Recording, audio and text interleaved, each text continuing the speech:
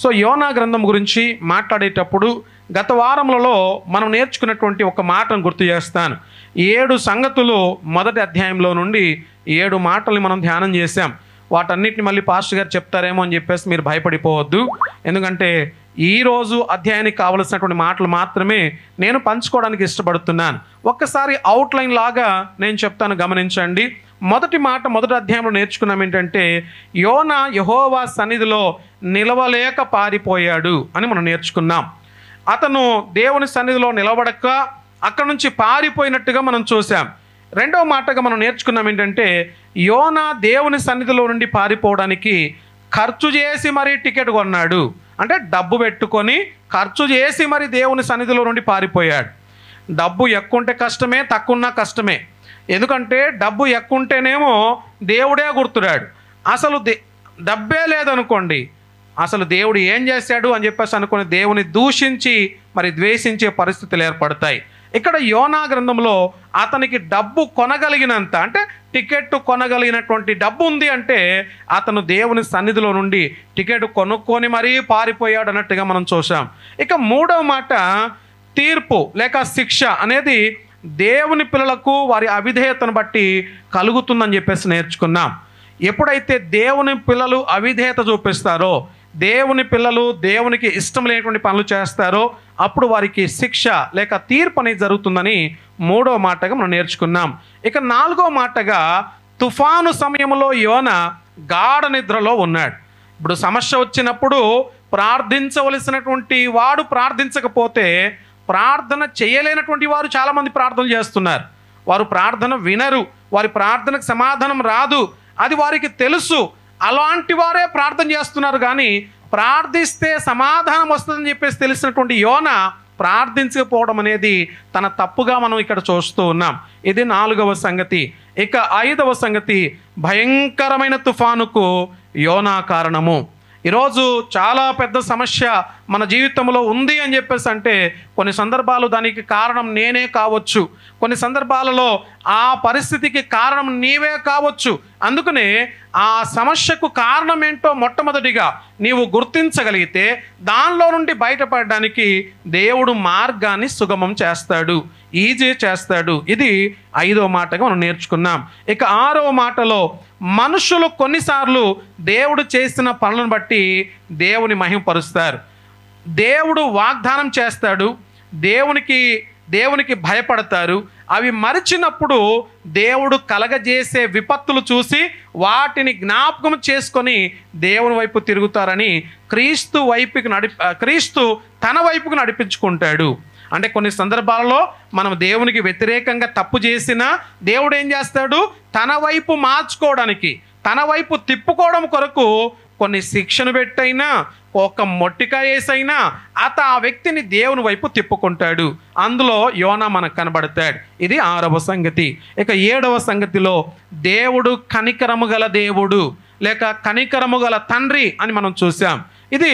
ఈ మాట మనం గమనించినప్పుడు తండ్రికి ఏముంటుంది అంటే కనికరము గల మనసు ఉంటుంది, ప్రేమించే మనసు ఉంటుంది, క్షమించే మనసు ఉంటుంది. పశ్చాత్తాపపడి ఆయన వైపు తిరిగితే ఆ ప్రార్థన ఆలకించే మనసు ఉంటుంది. అది దేవునిలో మనం చూసాం. ఇది మొదటి అధ్యాయంలో ఉన్నటువంటి ఓవరాల్గా మనం నేర్చుకున్నటువంటి 7 సంగతులు. ఇక ఈరోజు అన్ని సంగతులు నేనేం చెప్పను, కానీ చాలా తక్కువ విషయాలు, అది కూడా జనరల్గా ఒక పాయింట్ వైజ్గా కాకుండా జనరల్గా 2వ అధ్యాయం నేను మీకు పరిచయం చేస్తాను. దయచేసి 2వ అధ్యాయం వైపున దేవుని వాక్యాన్ని తెరిచి ఉంచుదాం. మొదటి వచనాన్ని ఒకసారి చదువుదాం. ఎవరైనా ఒక్కరు యోనా గ్రంథము 2వ అధ్యాయము మొదటి వచనాన్ని స్పష్టంగా గట్టిగా చదివి వినిపించండి. ఆ మత్స్యము కడుపులో నుండి యోనా యెహోవాను ఇలాగు ప్రార్థించెను, నేను ఉపద్రవములో యెహోవాకు మనవి చేయగా ఆయన నాకు ప్రత్యుత్తరం ఇచ్చెను. పాతాళ గర్భములో నుండి నేను కేకలు వేయగా నీవు నా ప్రార్థన అంగీకరించి ఉన్నావు. ఓకే, ఇక్కడ యోనా యొక్క ప్రార్థన ఎలాంటిదో మనం చూస్తున్నాం. ఎంత శక్తివంతమైనటువంటి ప్రార్థన కూడా మనం గమనించబోతున్నాం. ఈరోజు ఈ అధ్యాయంలో జస్ట్ మనకు కనబడేవి 10 వచనాలు మాత్రమే. ఈ 10 వచనాలలో నుండి దేవుడు మనతో ఏం మాట్లాడుతున్నాడో వాటిని మనం గమనిద్దాం. వాక్యం ఎప్పుడు కూడా రెండంచులు గల ఖడ్గము. వాక్యము చెప్తూ ఉండగానే చెప్తున్నటువంటి వ్యక్తికి కూడా సరిపోయేది, వింటున్నటువంటి వారికి కూడా సరిపోయేది దేవుని వాక్యము.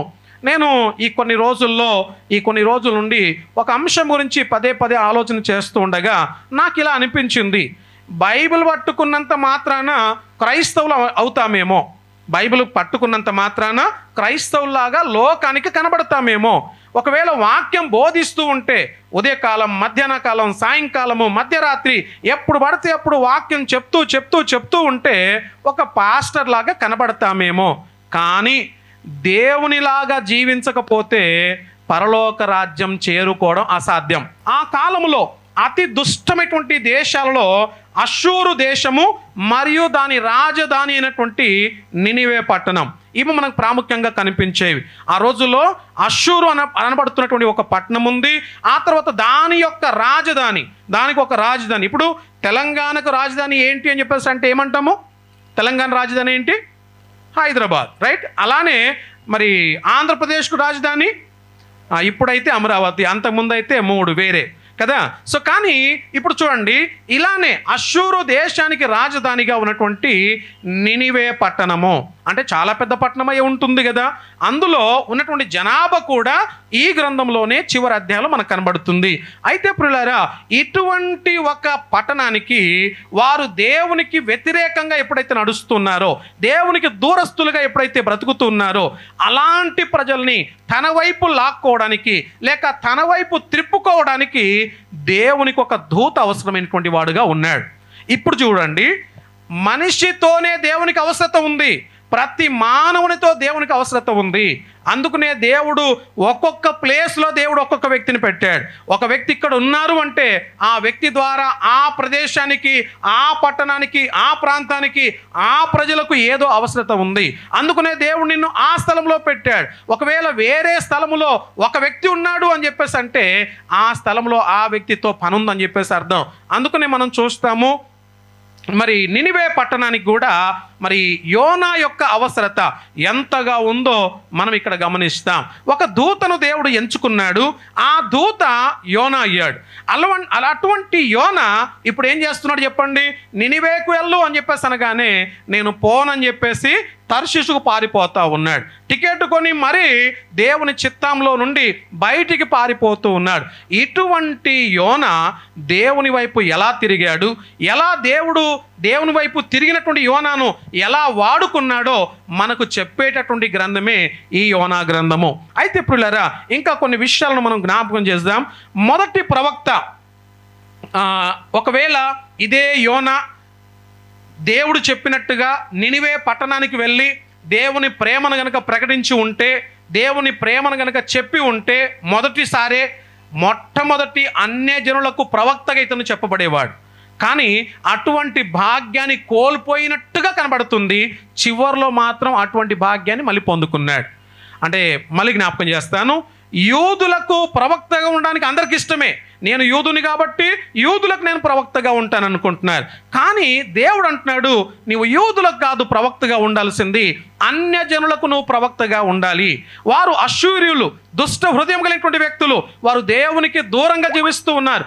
అటువంటి వారికి నువ్వు ప్రవక్తగా వెళ్ళు అని చెప్పేసి అంటే, ఒకవేళ వెళ్ళి ఉంటే వెంటనే దేవుని మాటకు వెళ్ళి ఉంటే మొదటి ప్రవక్త అని చెప్పేసి అనబడేవాడు. కానీ కొంత ఆలస్యం చేసినందుకు చివర్లో ప్రవక్త కాగలిగాడు. అన్యజనులకు ఇతను చివర్లో ప్రవక్తగా మనం చూస్తాం. అయితే ప్రియులారా, దేవుడు తన సందేశాన్ని తన ప్రజలకు తెలియజేయడానికి తన దూతను ఎంచుకోవడం అనేది మనం ఇక్కడ చూస్తాం. తన వార్తను చెప్పాలంటే తన ప్రజలకు చెప్పాలన్నా కానీ మరలా ఆ ప్రజల్లో నుండే ఒక వ్యక్తిని దేవుడు ఎన్నుకొని తన ద్వారా తన మాటల్ని తన ప్రజలకు తెలియజేయడం అనేది ఈ యోనా గ్రంథంలో నుండే మనం ఇంకా గమనించే విషయం. మోషేను చూస్తాం.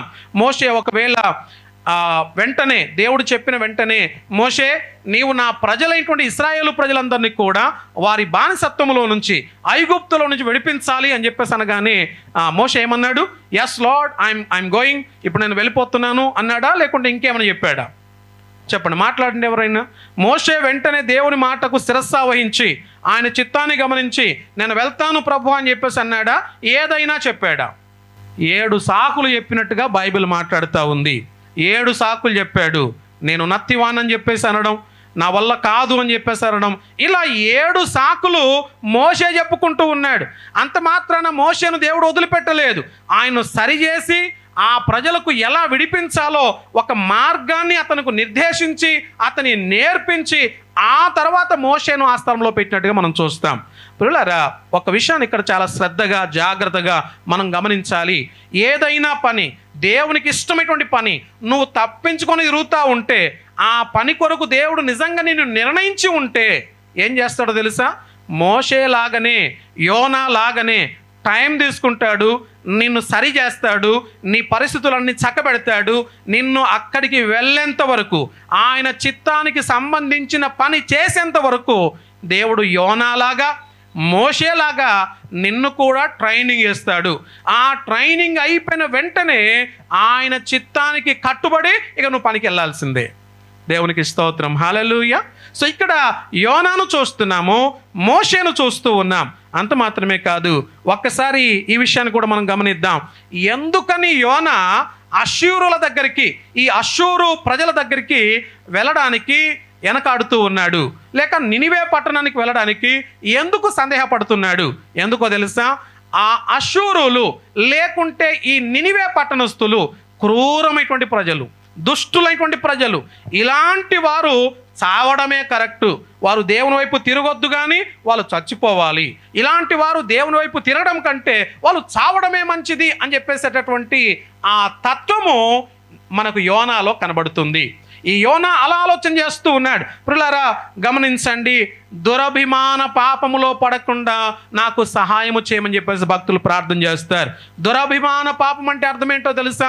ఇతరులను ద్వేషించడం, ఇతరులను మనము చెడుగా మరి ఆలోచన చేయడం. ఒక్కసారి ఈ మాటలు గమనించండి. ఎవరో చెప్పుకుంటూ వెళ్తూ ఉంటారు, వాళ్ళు చెప్పేవారు చెప్తూనే ఉంటారు, కానీ నీ స్థితి, నీ స్థాయి ఎప్పటికీ మర్చిపోవద్దు. దేవుడు నిన్ను ఎంతగా ఉన్నతంగా దీవించాలో అంత ఉన్నతంగా దీవించేంత వరకు ఆయన చిత్తంలోనే నీవు ఉంటావు.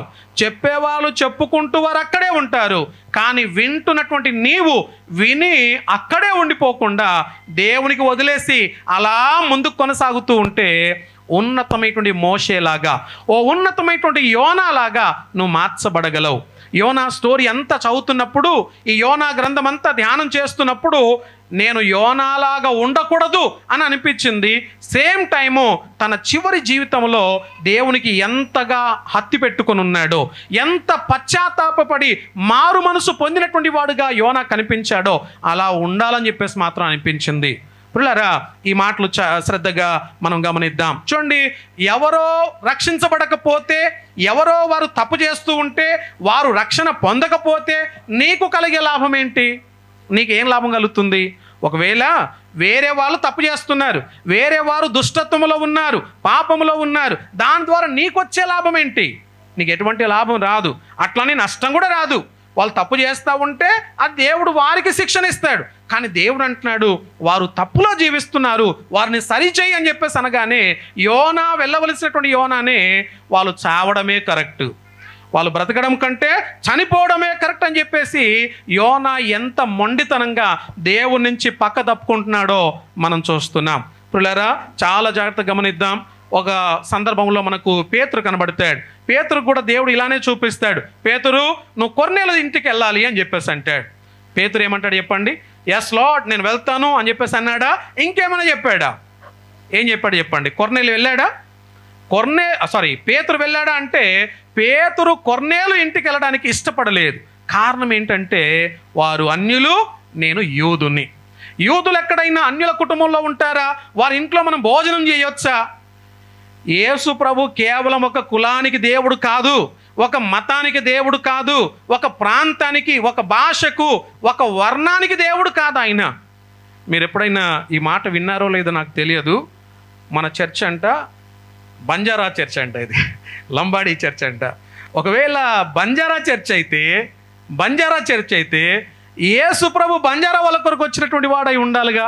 తెలుగు వాళ్ళం ఎందుకు కూర్చున్నాం? ఆలోచన చేయండి. ఆయన అందరి దేవుడు అంటున్నాం, మనమంతా సమానం అంటున్నాం, కానీ ఎక్కడో ఒక దగ్గర చిన్న విషయంలో మనము ఇలాంటి మాటలు వింటూ ఉన్నాం.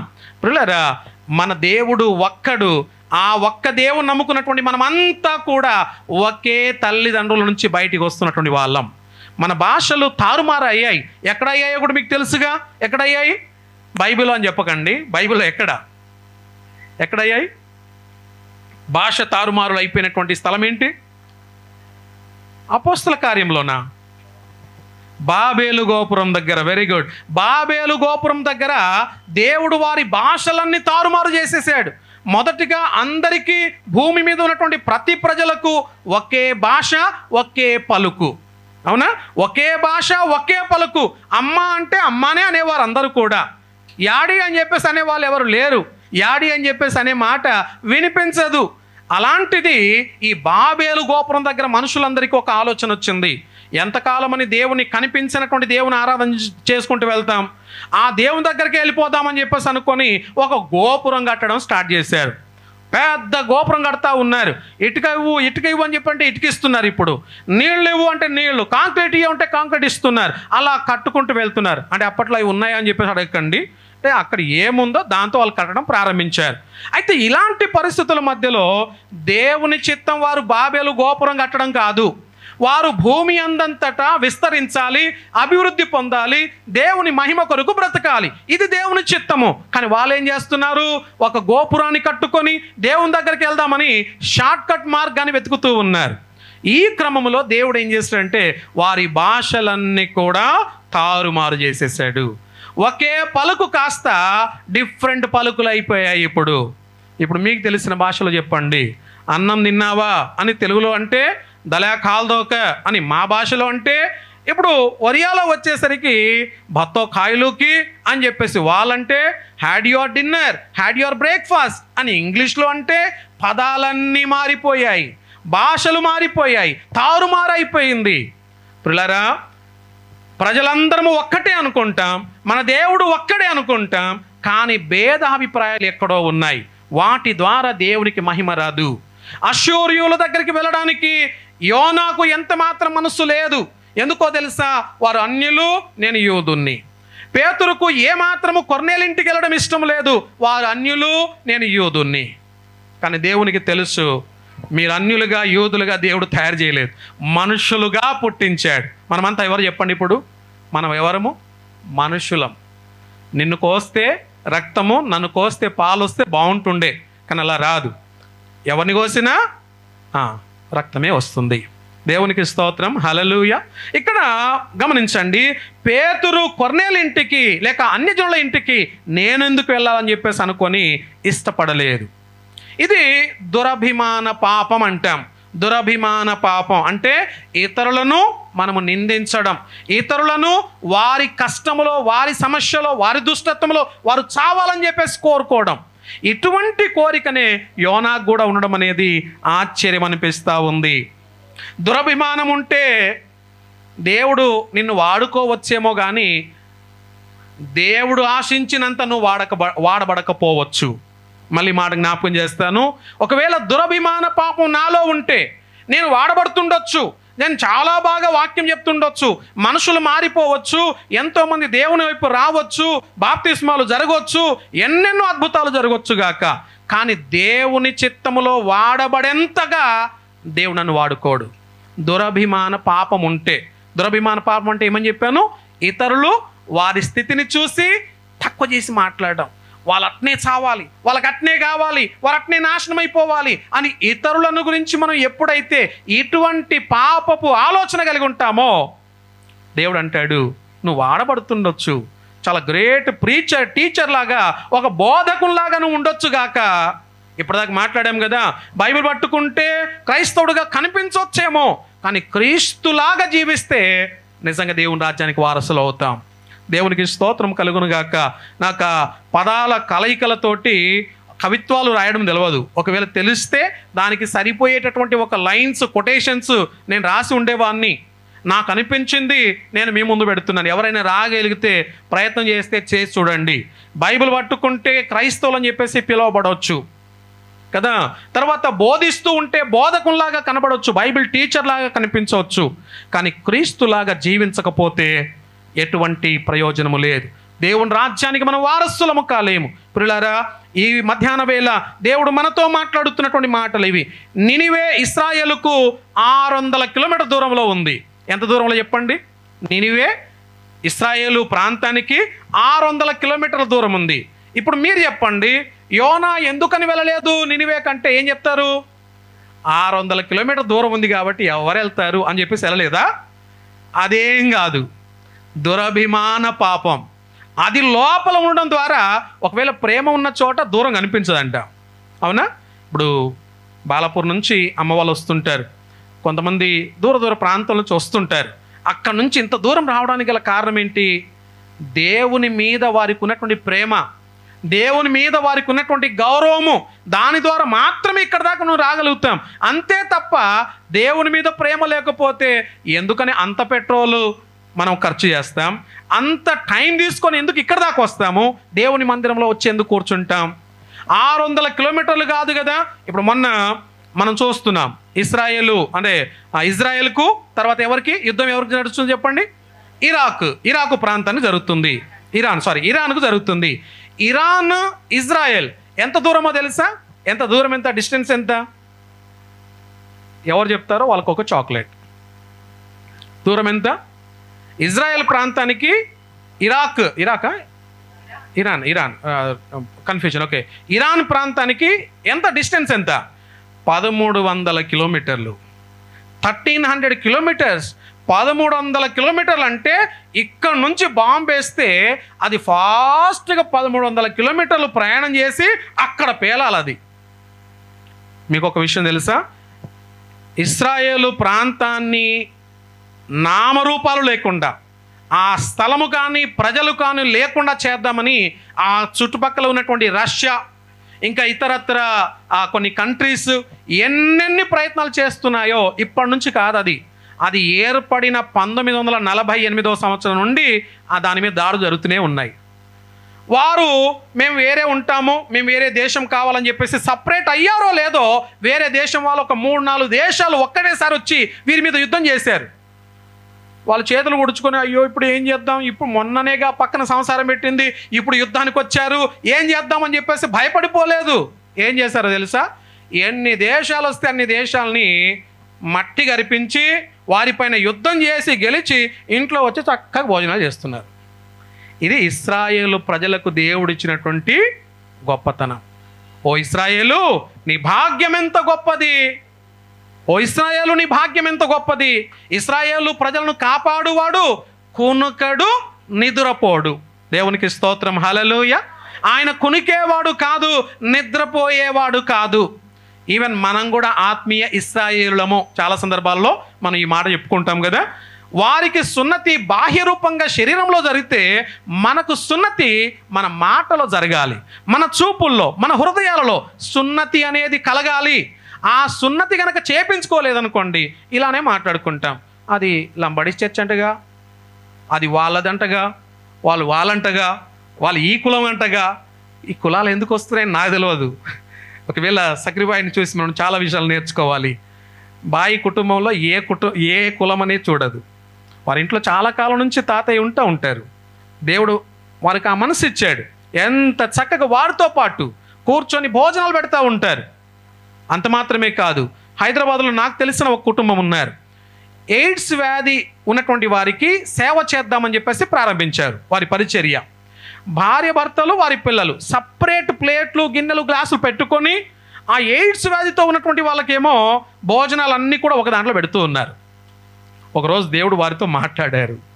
ఇది అంటువ్యాధి కాదు కదా, వారి వ్యాధి ఏదో నీకు వస్తున్నట్టు కాదు కదా, గిన్నెలు ఎందుకు మారుస్తున్నావు అని చెప్పేసి దేవుడు వారి హృదయాలతో మాట్లాడాడు. ఏం చేస్తారో తెలుసా వాళ్ళు? ఆ నెక్స్ట్ డే నుంచి వాళ్ళ గిన్నెలు, గ్లాసులు అన్నీ వీళ్ళ గ్లాసులు, గిన్నెలతో కలిసిపోయాయి. ఏ గ్లాసులు, గిన్నెలు అన్నిట్లో అందరూ తింటుంటారు. ఇప్పుడు వాళ్ళ వ్యాధి వీళ్ళకి రాదు. ఎందుకో చెప్పనా? దేవుని ప్రేమ ఉన్నటువంటి ప్లేస్లో డిస్టింక్షన్స్ అంటాం, తేడాలు, భేదాభిప్రాయాలు ఉండవు.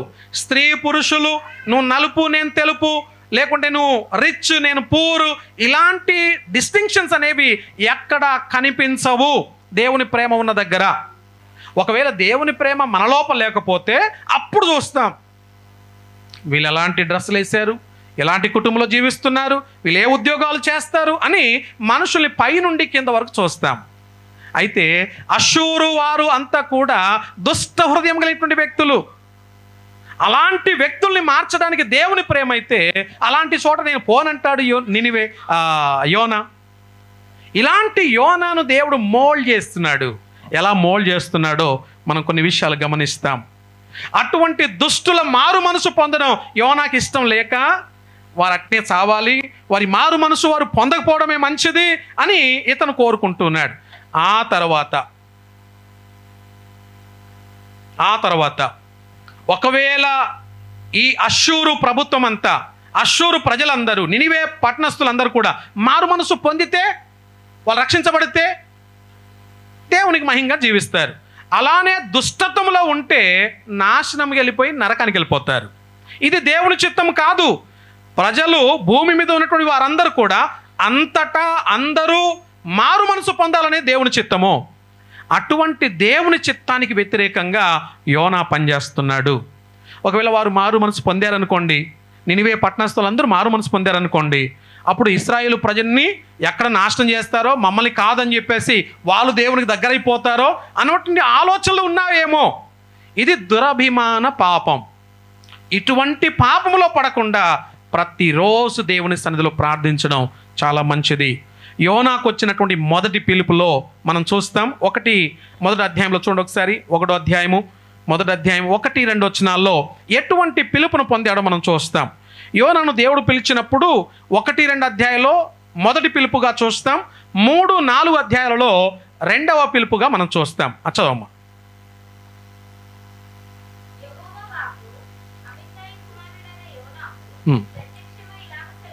సెలవిచ్చెను, దోషము నా దృష్టికి ఘోరమైంది, నీవు లేచి పోయి దానికి దుర్గతి కలుగుతుందని ప్రకటింపుము.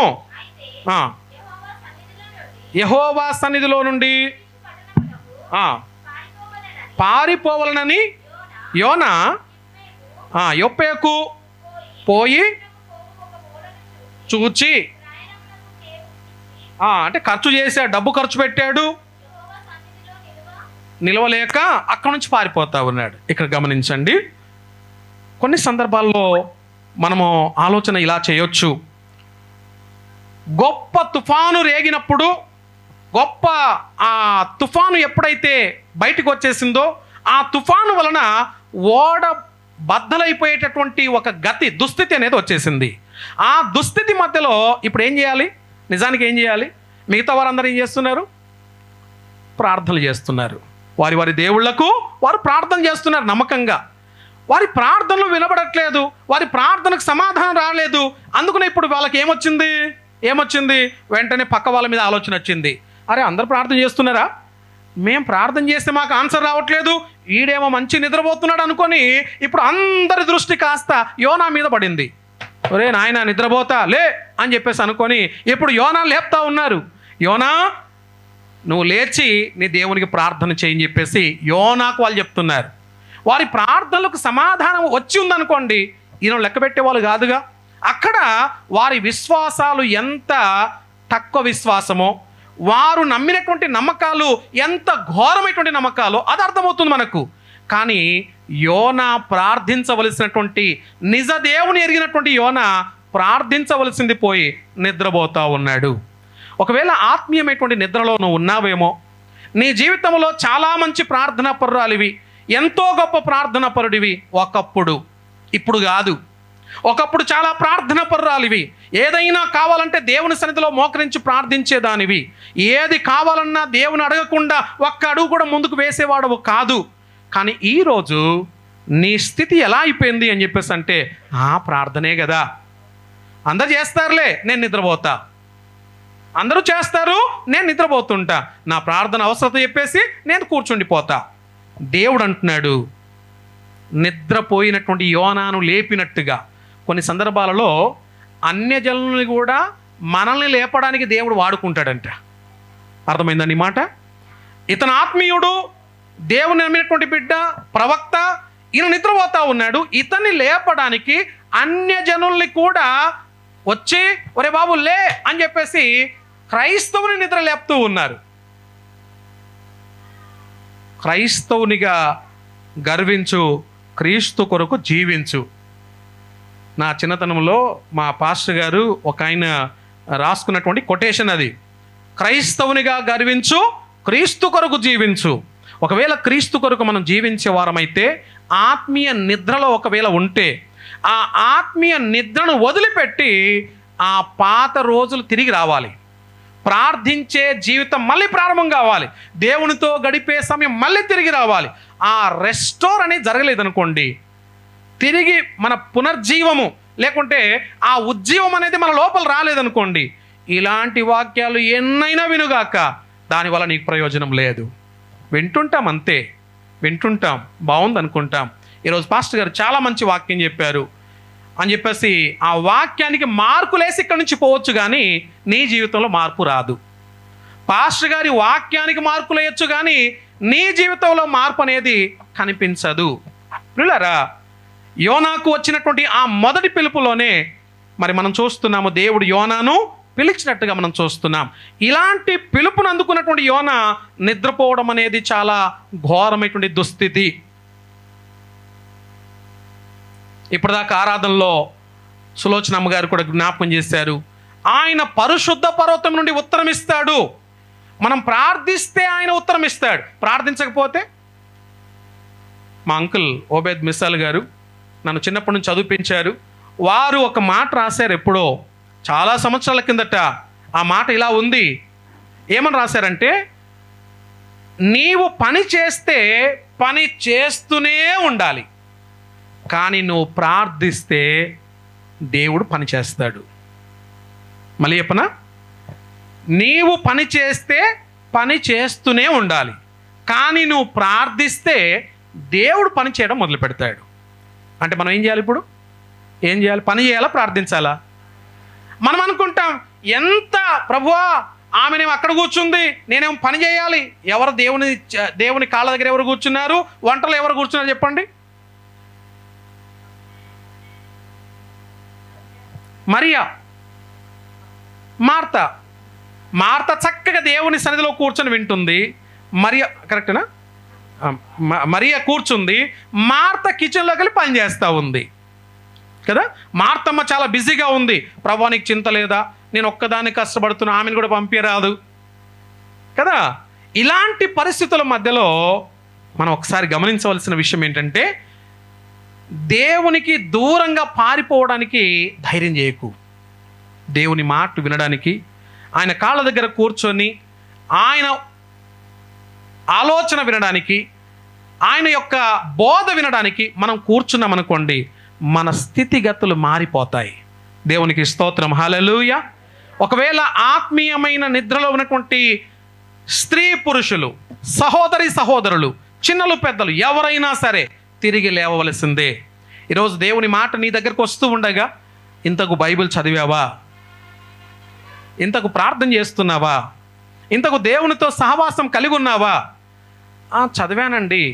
సాక్ష్యం చెప్పండి అనగానే లాస్ట్ ఇయర్ ఏదో ఉండే నా పెద్ద సాక్ష్యం, అది గుర్తు చేసుకొని చెప్తా.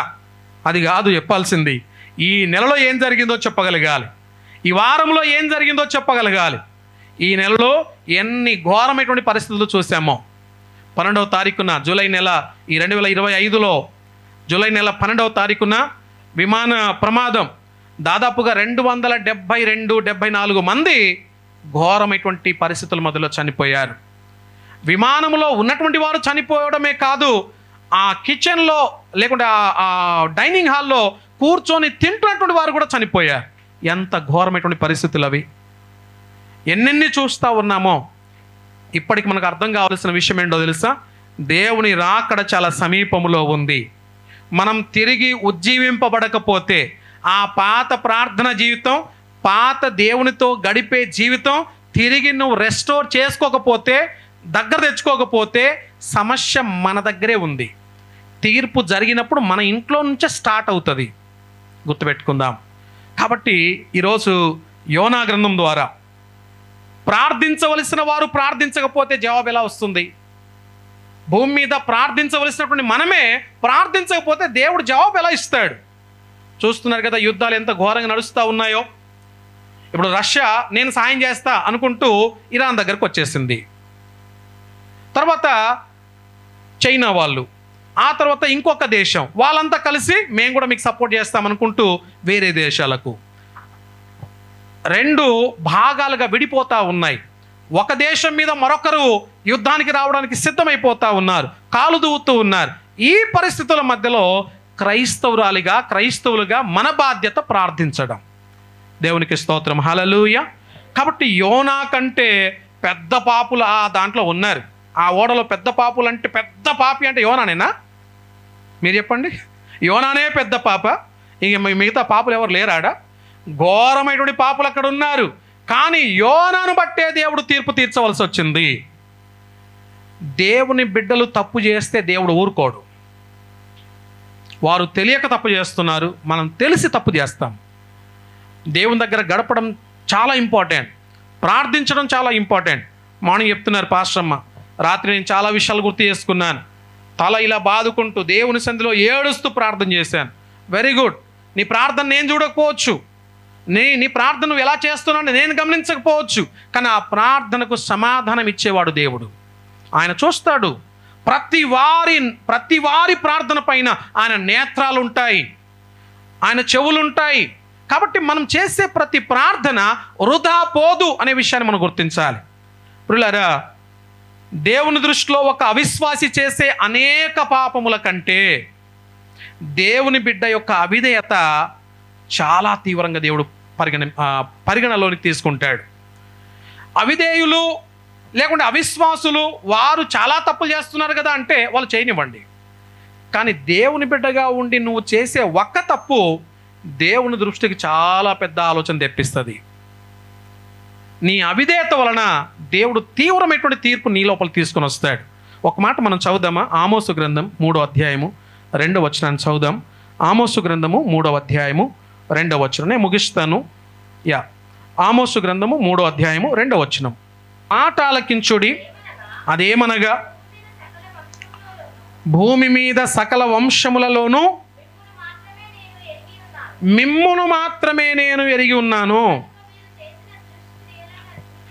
కనుక మీరు చేసిన దుష్క్రియలన్నిటిని బట్టి మిమ్మును శిక్షింతును. ఎవరిని ఎరిగి ఉన్నాడంటే దేవుడు. ఎవరు తెలుసు దేవునికి? నేను తెలుసు. చెప్పండి, దేవునికి ఎవరు తెలుసు? నేను తెలుసా, వేరే వాళ్ళు తెలుసా? నువ్వు తెలుసు దేవునికి. నువ్వేంటో దేవునికి తెలుసు. అందుకనే నువ్వు దుష్క్రియ చేస్తే, నువ్వు తప్పు చేస్తే దేవుడు నిన్ను పరిగణలోకి తీసుకుంటాడు, నీకు శిక్షణ ఇస్తాడు, వేరే వాళ్ళకి కాదు. అంటే వాళ్ళకి ఇవ్వడని కాదు, అక్కడ వేరే వాళ్ళు తప్పులు చేస్తే అనేకమైనటువంటి తప్పులు చేసినా దేవుడు తగిన సమయమందు వారికి తీర్పునిస్తాడేమో, కానీ నీవు చేసే తప్పును ఆయన సహించడు. ఎందుకో తెలుసా? నువ్వు దేవుని బిడ్డవు, నువ్వు దేవునికి ఇష్టమైనటువంటి దానివి. ఈరోజు నా లోపల దేవునికి ఆయాసకరమైంది, దేవునికి ఇష్టం లేని నా లోపల ఏమైనా ఉంటే దాన్ని నేను సరి చేసుకోవాలి. అదే యోనా గ్రంథంలో 1వ అధ్యాయం 12-13 వచనాలు చూస్తే మనం చూస్తాం. అక్కడ 12-13 వచనాలు చూడమ్మా. యోనా 1:12-13 వచనాలు. నేను మీకేమి చేయవలనని అడుగగా యోనా, ఆయనకు అర్థమైపోయింది, నన్ను బట్టే ఈ సమస్య మీ అందరికి వచ్చింది, నాకు తెలిసిపోయింది. నన్ను సముద్రంలో పడేస్తే ఈ సమస్యకు పరిష్కారం దొరికినట్టే. సముద్రం మీ మీదికి రాకుండా నిమ్మళించి వారికి చెప్పారు. వీళ్ళకి భయమే, వాళ్ళకు భయమే. ఇప్పుడు నన్ను బట్టే సమస్య వచ్చింది, నా దేవుడు చాలా పవర్ఫుల్ అని ఈయన చెప్తూ ఉంటే వాళ్ళకు భయమే స్టార్ట్. ఎందుకో తెలుసా? ఇప్పుడు ఒకవేళ ఈయనను లోపల పడేసామనుకోండి, దేవుడు మనకేమైనా కీడు చేస్తాడేమో, మనకేమైనా తీర్పిస్తాడేమో అనేది వారికి కూడా భయమే. అందుకనే చూడండి ఒకసారి 17వ వచనం కూడా, 16-17 త్వరగా చూడండి. ఇది చూడగా ఆ మనుషులు యెహోవాకు మిగుల భయపడి, ఆ మనుషులు మిగుల భయపడి ఆయనకు బలి అర్పించి మ్రొక్కుబళ్ళు చేసిరి. దేవునికి స్తోత్రం, హల్లెలూయా. ఒక్క అవిధేయత చూపించినటువంటి యోనా ఎప్పుడైతే విధేయత చూపించాడో, దేవుని వైపు తిరిగాడో, వెంటనే ఇప్పుడు అర్థమైన విషయం ఏంటో తెలుసా? అన్యజనులు కూడా దేవుని నమ్ముకున్నారు. దేవునికి స్తోత్రం, హల్లెలూయా. నువ్వు దేవుని వైపు తిరిగితే, నువ్వు సరిగ్గా నువ్వు దేవుని వైపు తిరిగితే నిన్ను బట్టి అన్యజనులు కూడా దేవునికి మొక్కుబళ్ళు చేసుకొని వారు బలిపీఠాలు కట్టి మొక్కుబళ్ళు చేసి దేవునికి అర్పిస్తారు, బలి అర్పిస్తారు, అంటే వారి హృదయాలను అర్పిస్తారు. 17వ వచనంలో, గొప్ప మత్స్యం ఒకటి యోనాను మింగవలనని యెహోవా నియమించి ఉండగా యోనా 3 దినములు ఆ మత్స్యము యొక్క కడుపులో ఉన్నాడు. ఎక్కడున్నాడంటే ఇప్పుడు మత్స్యం కడుపులో ఉన్నాడు. ఇప్పుడు మీరు చెప్పండి, ఈ 3 రోజులు ఆయన ఏం చేస్తుంటాడు? 2వ అధ్యాయం 1వ వచనం చదువుదాం ఒకసారి, ఫాస్ట్ చదవండి. ఆ మత్స్యము కడుపులో నుండి యెహోవాకు ఇలాగూ ప్రార్థన చేసి, ఎప్పుడు ప్రార్థన చేస్తున్నాడు? 3 రోజుల తర్వాత. పడిన రోజే ప్రార్థన చేయొచ్చుగా. ఇప్పుడు చేప కడుపులో పడగానే దేవాను రక్షించు నాయనా, తప్పు అయిపోయింది, క్షమించు నాయనా, ప్లీజ్ ప్లీజ్ ప్లీజ్ లార్డ్ అని చెప్పేసి ప్రేయర్ చేయొచ్చు కదా. 3 రోజుల వరకు ఏం చేస్తుంటాడు యోనా? ఏం చేశారో వచ్చే వారం తెలుసుకుందాం. 3 రోజులు ఏం చేశాడో వచ్చే వారం తెలుసుకుందాం, ఓకేనా? ఈ 3 రోజులు ఆయన చెయ్యని ప్రయత్నం అంటూ లేకపోయి ఉండొచ్చు నాకు తెలిసి.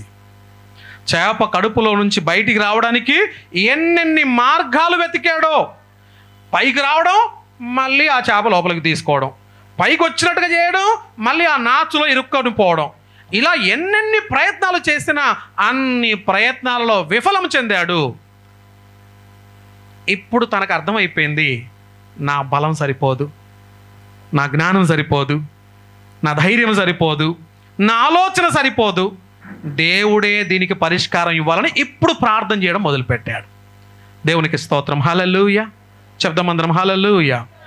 నీ ప్రయత్నములు ఎన్నెన్ని ప్రయత్నాలు చేసినా దేవుడు గనక ఆ ప్రయత్నంలో తోడై లేకపోతే నీ ప్రయత్నాలన్నీ కూడా విఫలం చెందుతాయి.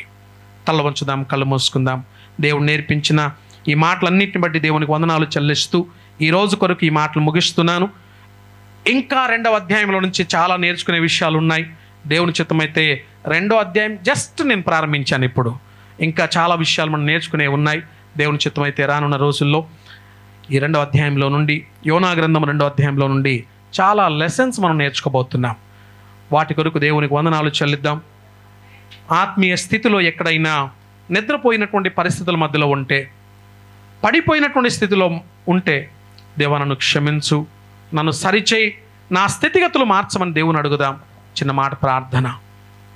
ఈరోజు ఒకవేళ వాక్యం వింటున్నటువంటి మీరు, దేవుడు నాతో మాట్లాడుతున్నాడు, ఎస్ ఇది దేవుని వాక్యం, ఇది ఆ వాక్యం ద్వారా నేను సరిచేయబడుతున్నాను, నాలో కూడా దేవునికి ఆయాసకరమైనటువంటి మార్గం ఉన్నది, అందుకనే దేవుడు నాకు ఈ మాటల ద్వారా హెచ్చరిస్తున్నాడు అని మీకు అనిపిస్తే మీ కుడి చేతులు ఎత్తి చూపించండి.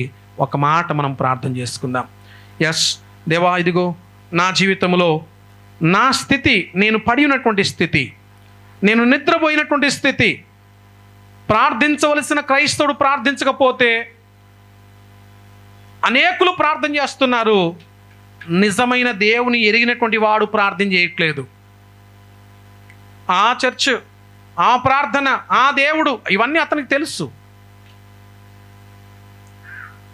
అందుకు నేను నిద్రపోతా ఉన్నాడు. ఈరోజు అటువంటి నిద్ర మన లోపల ఉండకుండా, దేవా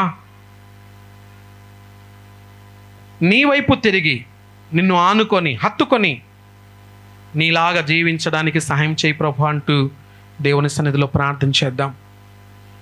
చాలామంది తప్పులు చేస్తున్నారని ఇతరుల తప్పుని ఎత్తుకొని లేక ముందు పెట్టుకొని వాళ్ళు తప్పు చేస్తున్నారు, వీళ్ళు తప్పు చేస్తున్నారు, వాళ్ళని చాలామంది వ్యక్తుల్ని ముందు పెట్టుకొని మనం తప్పు చేయకూడదు. వారి తప్పుకు ఒక టైం వచ్చినప్పుడు తీర్పు ఉంటుందేమో, కానీ నీ తప్పుకు తీర్పు వెంటనే ఉంది. దేవా నన్ను క్షమించు, నీకు ఆయాసకరమైన మార్గం నా లోపల ఉంటే దాని నుంచి నన్ను సరిచేసి సరిచూసుకొని నీ మార్గంలో నడవడానికి కృప చూపించమని, వాక్యమైన దేవా నీ వాక్యము చేత మాతో మాట్లాడినందుకు నీకు వందనాలు. దేశాల మధ్యలో సమాధానం దయచేయండి. ఇశ్రాయేలును కాపాడువాడు కునకడు నిద్రపోడనే మాటను బట్టి నీకు స్తోత్రాలు. ఓ ఇశ్రాయేలు, నీ భాగ్యం ఎంత గొప్పది అనే మాటను బట్టి నీకు స్తోత్రాలు చెల్లిస్తూ ఉన్నాం. పరమ తండ్రి నీకు వందనాలు దేవా. ఈరోజు మమ్మల్ని కాపాడినటువంటి నీవు, కాపాడుతున్నటువంటి నీవు, కొనకక నిద్రించక మా ఎడల మీరు చూపిస్తున్న నీ ప్రేమ కొరకు వందనాలు స్తోత్రాలు చెల్లిస్తూ, విన్న వాక్యాన్ని వృధాగా పోనీయకుండా మా హృదయాల్లో పదిలపరుచుకొని వాక్యానుసారంగా జీవించే భాగ్యం మా అందరికీ దయచేయమని నజరేయుడైన యేసయ్య నామములో మిక్కిలి వినయముతో అడిగి వేడుకుంటున్నాము తండ్రి. ఆమేన్.